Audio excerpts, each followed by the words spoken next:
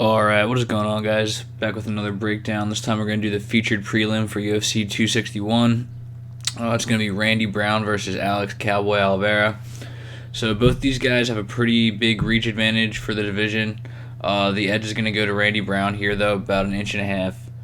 And yeah, Randy Brown usually has the edge. But for Randy Brown, coming off a really tough, brutal knockout to Vicente Luque, it's going to happen. Luque's fought his way to the top of the division, which is great to see. It's well earned. He has so many stoppages in the UFC, so many knockouts. And that was a rough one. Got caught with a knee to the head in the clinch, and he was out. He was out cold, pretty bad. And the one thing I will say that is a little concerning about Randy Brown is that is like the second time he's been knocked out pretty bad. The other time was against Nico Price, where he got knocked out from the bottom, and it was bad because it was just tough to even see it. It was tough for Herb Dean to see it. It was tough for anybody to see it, really, because it was such an unorthodox way to get knocked out that he ate some shots where he was just out cold, and yeah, he was stiff as a board. So, but yeah, other than that, it's deceptive because I really like Randy Brown. I like his skill set. He's got some solid wins. That one against Worley Alves just shows what having long limbs can do for you. Just kind of trapped him in that triangle. And then got the finish against Brian Barberena. That was a great win. Looked great in that fight against Mickey Gall. And skill set wise, he's very well rounded. He's got that striking frame, sort of similar to like a Kevin Holland. His striking's not as polished as that, but he has some good strikes. He's got some good knees. He's good at clipping you if you're coming in, and he's got good movement. He gets out of the way of shots well. And yeah, in terms of weaknesses, he can get taken down in positions where you'd think he wouldn't. His clinch work up against the fence isn't the best.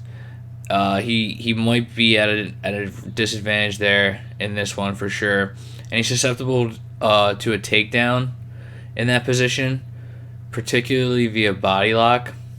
So that could be an issue, but he does have good wrestling, and he's just tough to submit because he's so big. And that brings us to Cowboy Oliveira. So, longtime UFC veteran, been in the UFC since 2015. Lots of fights, and he's been quite active over the last couple years. He had a 3 fight losing streak going for a minute there, and then he snapped it in a split decision win against Max Griffin at UFC 248. Yeah, the Adesanya versus Romero card, because I remember watching that fight. It was a good fight, and it was a good W for him. Get back into that winning mindset, and follow up with a solid W against Peter Sabata again. But then last time out runs into a really, really tough matchup in Shavkat Rakhmonov. And Rakhmonov just has a lot of power, very polished, and he was really handling him in the stand-up, and then just worked a great guillotine from the fence when they were clinching. It seemed as though Oliveira had worked good position, but yeah, it was just a tough way to lose. And the thing is, for Oliveira, he's very fast. Another well-rounded fighter. He's got good submission game.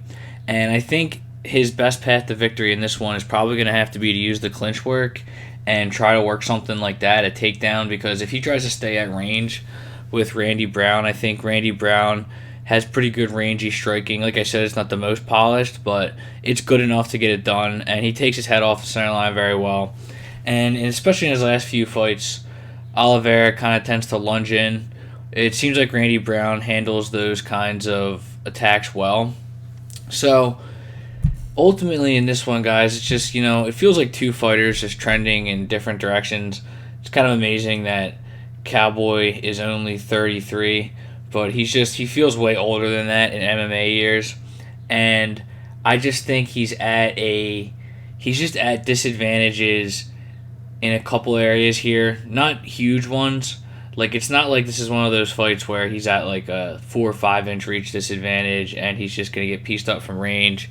I don't see it like that, but I do see Randy Brown being able to do just enough to either get a decision, maybe a submission late.